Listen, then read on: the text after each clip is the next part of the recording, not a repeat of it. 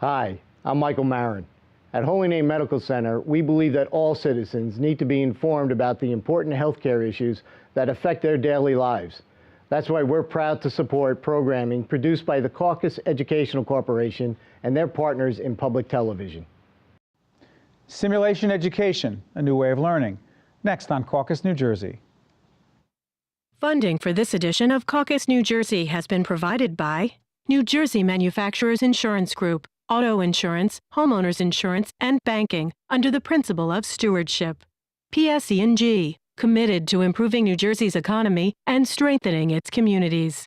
Verizon Communications, MD Advantage Insurance Company of New Jersey, the law firm of Gibbons PC, and by Cohn Resnick, providing accounting, tax, and advisory services for more than 90 years. Promotional support provided by the Star Ledger, powering NJ.com.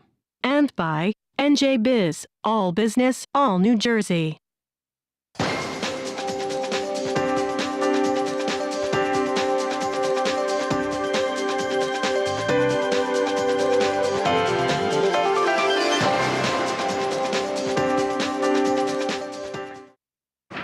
It's 84 now. Do you want to come on 100? The BNP, he's got an output. Says no urinary output. I'm sorry, Mr. Jones, what? 160 energies.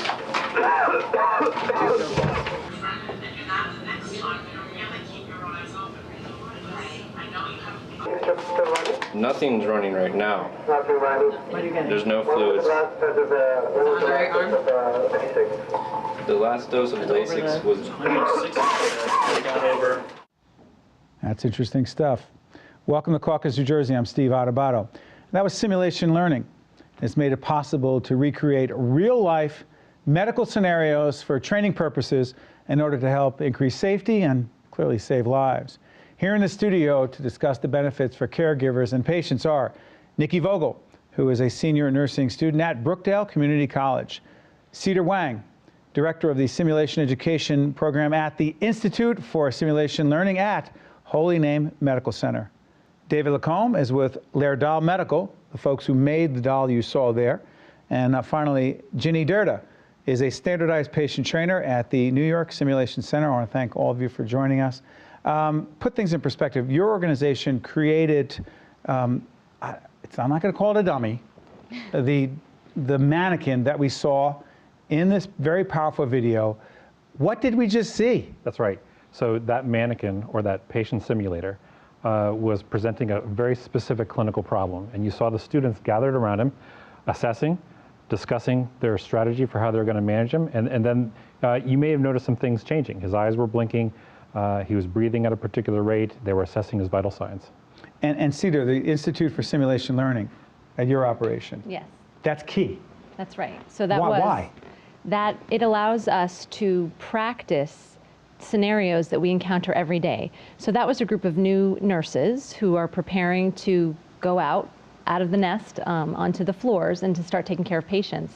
And that was a congestive heart failure simulation that allows them to practice assessing the patient, not only assessing, but then communicating their findings to the physician, receiving orders, working as a team to troubleshoot the patient's situation. As I was looking at the mannequin here, I started thinking, okay, so what can you actually simulate? What sorts of clinical, realistic situations can you simulate and what can't you? I thought, can they pretty much simulate everything? Can you do, yes? Pretty much everything from life to death, I think. Right. Everything in between. Make the case. Well, there's a sim mom who can... what? A sim mom. Is there really a sim mom? There is a sim mom, yes, and she can help a patient or a learner learn how to help with giving birth to a mom. She's fake. She's not a dummy. She's a mannequin. So that's a good example. In one case, sim mom might present a normal delivery, no complications at all, helping the learner just get a sense of how things are progressing. Then as that learner develops confidence, we can come back with far more complex cases, shoulder dystocia or postpartum hemorrhage, which are now life-threatening problems to both the baby and the mom. But I'm going to back up for a second. It's one thing looking at the mannequin and the challenges that the mannequin faces in a simulated learning situation, but what you, and I'll come back to you in a second as a nursing student, but what you do is different. You train, coach people to act as if they are sick, patients. Yes. Explain that. Well, I train actors or lay people to realistically and consistently portray all the elements of playing a case, playing a patient with any sort of real disease How or do illness they or do that? condition. They study. They study a script. They practice how to do this with someone before they have to go into the encounter where a learner comes in. And they sometimes watch another person play that case so they can standardize it, play it the same way, so every student gets the same benefit from each of the standardized patients. And give them realistic makeup and props. Yes. Right? Oh, what do you mean? Yeah. We use moulage, which is a fancy term of makeup. Moulage is the industry term for creating, let's say, a wound on someone's leg that doesn't actually exist, using modeling wax and stage makeup to create what looks like a very realistic wound. A nasty wound. Yes. And now, as a nursing student, what has it done for you? I don't have the actors, we just have the sim man, but And you look forward to the actors. I want that. That would be really cool. The mannequins, it helps us work as a team. We have scenarios, each of us take a role. You have a charge nurse, nurse 1 or 2, the PCA that helps out. What's a PCA? It's the patient care assistant, so it's your nurse's aide who does your vital signs and everything, and you have to delegate. So it works as teamwork. And it's able to give you that confidence to go into your clinical setting and walk in and be like, well, if I can get through this in the simulation, why can't I do it now with the patient? Devil's advocate, what about if someone says, come on, it's not realistic, you say? It is realistic. Your patient's vitals are dropping and you get into the heat of the moment. You have your instructor saying there, BP, your blood pressure's dropping, what are you gonna do now? You know, and you have your team there helping you out saying, you know, push fluids, call the doctor, have this, here's a new drug order just throwing up, like coming up here. What are you gonna do? And you have to figure it out right then and there, and it keeps you on your toes and you're able to do it. And when you walk out of it, you're just like, That's right. I can do this. Yes, to that point, when a school or a hospital makes that investment in adopting simulation, part of the investment is not only acquiring the simulator or the standardized patient, but really teaching faculty or instructors how to make the scenarios relevant to the learner. What do you mean, you have to teach the faculty to teach? Right. So this is really about changing dramatically how healthcare providers learn. You know, historically, there's been a lot of lecture, there's been a lot of memorization, and then we expect these individuals to make this ginormous leap from I'm studying and I'm recalling to I'm actually applying it at the actual patient's bedside. What instructors are doing now is they're trying to take those problems that students had struggled with in the past and give them a very contextual example where they could practice over and over and over again, make mistakes, get feedback about their mistakes, and then confidently apply what they learned not only in the next simulation, but then when they come back to real life where there's actually a patient receiving their care. And the debriefing, describe it. The debriefing allows the whole team to, in our case, we use a lot of audiovisual debriefing. So we videotape everything that happens in the sim lab, and then we sit down as a team and review the video. So go back, I'm sorry, Cedar. Do we have the ability to run the video as we're talking here? Bob Morris, our director. Can we run it as Cedar's talking? If we could do that. So you would be running the video, like a sports team would be breaking down, Exactly. I hate to call it game film, Exactly. but you're breaking down game film and then going back and saying, wait a minute, when you did this, is that what? Right, exactly what we do. We have the software capabilities, so while we're videotaping the live simulation, we're annotating little points, we're marking points in the video that we want to go back to during the debriefing. So that allows us, we don't watch the whole thing from beginning to end. Some scenarios run way too long, and people don't want to see them themselves for that long. So we'll just jump to those critical So talk us through this right now. So I know that I'm just putting you on the spot here. Go ahead. No, sure. So she's making an initial assessment. I'm in the control room there with my staff and another person who is observing, another nurse who is observing. And right now, that nurse is calling the doctor. Something's happening. Something's happening. The patient is declining. They're noticing a change in the patient's status and realizing that they need to intervene. And so their intervention is calling the doctor. But calling the doctor, that's not enough. They have to communicate. What are they seeing? So those critical points. So then we might go back and look at that video and say, did you really give all the pertinent information to the doctor? Did you leave anything out? Could you have said it more succinctly and not gone off? So we really pick apart every little thing to make sure. You really are acting like a coach. Yes, Yeah. exactly. It's coach. And how might we change and do things differently next time? How can we prepare for this scenario when it really happens? It's a totally different way of learning and teaching. Yes. So we used to do, in medicine and in nursing, we used to have this saying, see one, do one, teach one. See one, Do one, teach one. So we would see a procedure, then we would go into a patient's room and do the procedure, and then we would teach the next guy down the line to do it again. Now we practice repeatedly in the simulation lab, not on a real patient. You were the patient in part of that equation. Right. Oh, say that again? So in the see one, do one, teach one equation, you're really getting to the point where the person who's performing the skill on you has done it maybe once or twice before they actually got to you. And so there are some skills that are risky, that if they're performed incorrectly, might result in harm to the patient. So whereas what you're experiencing now is you can make as many mistakes as you want in the simulation facility before you get to the real patient. And that's building your experience. Hold on, can you also find out, it could build confidence, but here's the other thing I'm thinking.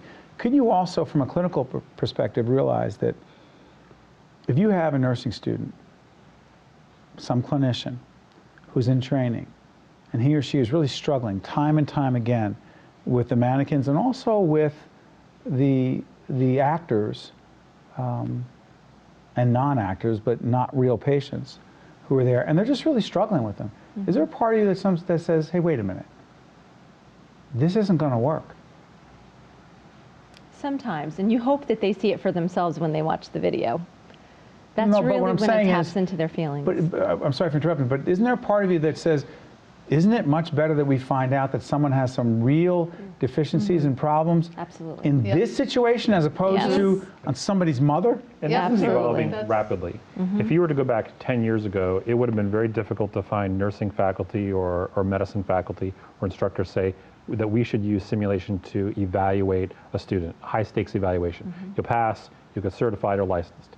Today, that discussion is happening increasingly much more. So hold on, this whole field of simulation education is exploding. Absolutely. 10 years. Literally. Is the tech, let me ask you this, because you understand the technology better than most. Is the technology significantly different? If you look at, as we roll the... It's not about the technology. It's not about the... So I'm looking at the video right now. There's on our monitor right now, it was just up there. If I look at that guy, not particularly Man. attractive, Sim Man. That's what ours looks like. But he doesn't blink. Okay, he never... Ours don't blink. The They just Sim Man stare at you. Sim and blinks, yes. Sim Man blinks, That okay. particular The Sim Man simulator blinks. does. Yep. Bob, we can't see Sim Man, can we? But here's what I'm thinking.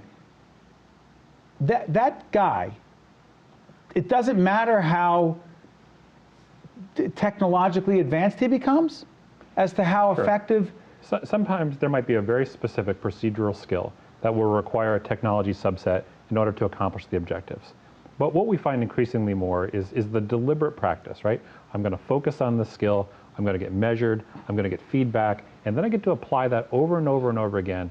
That's the secret recipe. Not the technology. The technology is a supporting cast member. And sometimes if you add a live actor with a mannequin and you set up a scenario, someone's Lay it lost out a for loved us. one. Give us the real life scenario. Okay, so someone has passed away. They've died on the table, and it's covered with a sheet, but there's a physical being there. And there's an actor there who is playing a patient and has to be told that this person just died. It doesn't matter if that person looks real, if that sheet that's is right. covering a mannequin, but if this actor emotes and gives you everything a real actor or a real patient would in this situation, a caregiver, a loved one, then it becomes real. The learner comes in and they really can interact with that person and that mannequin in the way they need to see what they can do in a situation like this in real life. And you coach and train those people to be in pain, to be grieving, and to not be particularly receptive to clinical professionals who... Okay, and what happens then, Cedar? Well, then you're not talking about a hands-on skill, you're talking about communication and interpersonal skills. Let's talk about that. And that's one thing that we really want to focus on, because we know that patient safety and our quality care relies on those kind of soft skills. So that's something that adds a whole new dimension to simulation. And which, excuse me, better with the live, absolutely better with the live learning situation as opposed to the mannequin, right? Yes. What have you found there? People respond better. They become more immersed, like Nikki was talking about, in the scenario. We had one instance where the scenario ended and the person left the room, and we started trying to debrief, and she's like, no, I have to go back in and tell the patient the answer to the question that they asked me. Meanwhile, the scenario was over, but she wanted to re-enter the room, re-enter the scenario, keep the actor, the SP, in character to continue the scenario, even though we had said, you've met objectives, you're finished. That's how real it is. That's interesting. Now, Nikki, you have not had that experience. No, I wish we did. That would be great. What do you think that would do for you? It would help with therapeutic communication, because when we're basically thrown into the hospital, we have our instructors there, but we're given our patient, you walk into the room as a first-time nurse who hasn't even had a job talking to patients. You walk in, you're like, hi, I'm Nikki, I'm a nursing student. And you have to just go from there. That's it. You walk in and you just figure it out on your own. I mean, I'm a personal person, so I could have a conversation with anybody. So I'm going to be clear, though. What you've learned from the simulated situation so far, you talked about before, what else do you feel like you've taken from that? Because you sound like now, beyond the clinical work that you've done, you really want to pick up the human side of this. Yeah, I would love to pick up the human side of it, because it takes that extra level. When we do simulations at Brookdale, it's more your assessment skills, your critical thinking, staying on your feet, your scenario. And we do have other students who act as the mom at the bedside or the significant other, and you have to communicate with them also. They're nursing students? Yes. We get a particularly script. Good actors or actresses? No, necessarily. No. Some actually get really dramatic and get into the role, and then others are just like, what are you doing to my mother? Okay, no, that's not. Well, and that's the standardized and standardized patient. You need a standardized patient trainer. Yeah, we do. It makes a difference, right? It does. The combination of the two is powerful, I'm Yes, thinking. yes. Yeah. The hybrid, they call it. What is it? A hybrid. simulation. Yeah, the hybrid approach I Yes, like. yes. By the way, I want to follow up, get more information on this whole simulation, education, learning situation. Follow up with the information you see on the screen, the websites. Most hospitals doing this? Not too many hospitals. A lot of larger university centers. Academic institutions. A lot of academic institutions. It hasn't caught on so much in smaller community hospitals. They're doing a bit of simulation, mostly around what we call low incidence, high risk situations. What does that So mean? those are your crashes on the Hudson River type of things. Things we don't see every day in a hospital. A pediatric code where a child's heart stops or a child stops breathing. We don't see those kind of things every day, but we need to be prepared for them. So a lot of, some hospitals are catching on with more your emergency type training. But one thing we want to also examine is our everyday interactions with patients. Those really matter for our quality and how we're displaying compassion to our Absolutely. patients.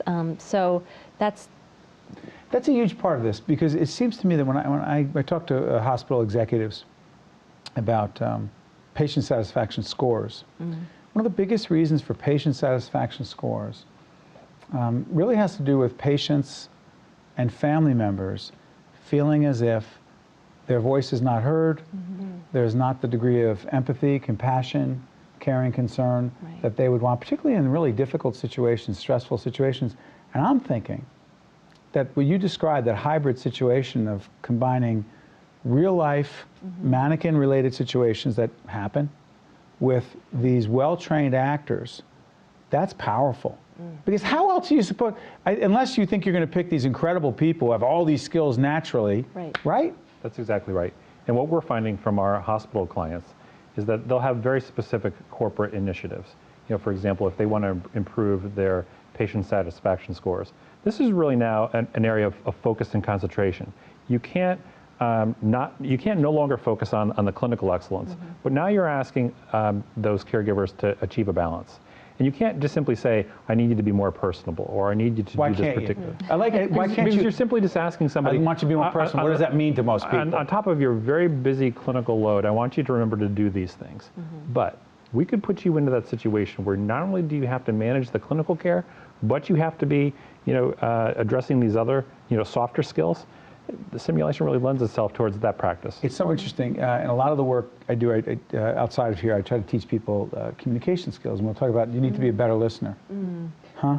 What does that mean? Exactly. Oh, I'm going to work on that. And even if someone has the best intentions, you have to practice those things called listening skills. And without getting into the whole thing, I'm thinking you have to set up a scenario where they have to practice listening and they screw it up because they start interrupting. Right. And they go, and you watch the videotape and you go, what happened when this person was telling you? Well, no, I already knew what they were going to say. And then what do you teach them in that moment? That's right. Hopefully they see it themselves. That's really the goal in debriefing, is that people gain a self-awareness just by seeing the video. That's what we're going for. But if that doesn't happen, then it provides us the opportunity in debriefing to speak to that moment, or even to have someone else on the team say, oh, maybe you could have done it this way. So it takes the pressure off of the educator and really it empowers the whole team to talk about what they did really well. I think you're right. I think what you're saying is, when an individual or a team can kind of reach that state where they realize, that their performance deficiencies on their own, I think that's a sign of maturity, right? Sure. Until they get there, it might take that instructor or that faculty member to talk to a student and go, did you know you're doing this? Let me show you a different perspective. But I think, to your point, eventually they'll get to that point where they can recognize those things on their own, and they may need the simulation less. They can reflect on their own practice. Stay on this. What, in terms of simulation education, its connection to building a team, is there a correlation? Absolutely. What impact could it have on actually building a team more effectively? You're building a team within your nursing students. For us at Brookdale, because it's all of us together, and you get to see that not everybody knows everything, and you see that you're just like everyone else. If you go into the scenario, you're like, I totally forgot to take that patient's vital signs because I was caught up in the moment, and nobody else took the vital signs either. That's right. You're on the same level. You can also be helpful to each other. I could see people mentoring and coaching each other, peers. That's what we do. That's a pretty terrific thing. I've made great friends within the nursing program because we all help each other out. Nursing is an easy program to get through. I can't imagine. Ginny, let me ask you this in the time we have left. The people that you bring into this, are they certain kinds of people, these actors? Well, they're people who can not only memorize a case, but hit certain emotional levels at certain points of the encounter, and people who can sometimes do two things at once, be evaluating the learner and playing the case, because often they'll give feedback to that learner and say, are you aware that you were tapping your foot the whole time? Are you aware that? So sometimes they give that feedback. So it's someone who can be doing two things at once. It must be amazing for these folks, because they must be learning about themselves and other people, because unfortunately, a lot of these people will actually wind up in these situations in real life scenarios, because we all wind up in hospitals. We have a minute left. Where do you see this field going in the future?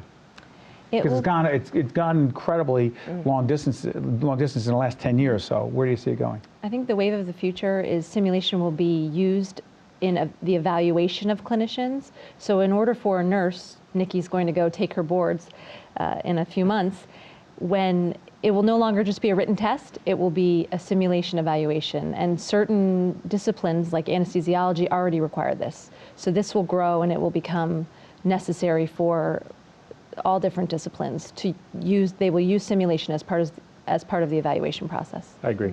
You agree? Yeah. I'd take it one step further. I think that simulation in healthcare education won't be a sometimes event. It'll probably be used daily.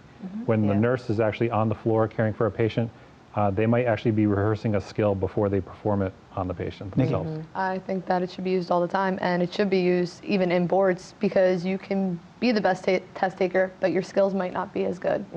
You should be able to perform the skills along with the knowledge. You would not want someone putting their hands on you or anyone in your family if they had not gone through this.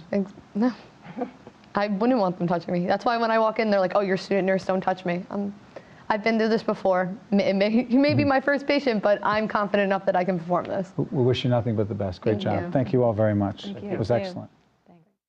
The preceding program has been a production of the Caucus Educational Corporation, celebrating 25 years of broadcast excellence. and 13 for WNET, NJTV, and WHYY. Funding for this edition of Caucus New Jersey has been provided by New Jersey Manufacturers Insurance Group, PSC&G, Verizon Communications, MD Advantage Insurance Company of New Jersey, the law firm of Gibbons PC, and by Cohn Resnick. Transportation provided by Airbrook Limousine, serving the metropolitan New York, New Jersey area. Caucus New Jersey has been produced in partnership with TriStar Studios. This program has been made possible in part by Celgene.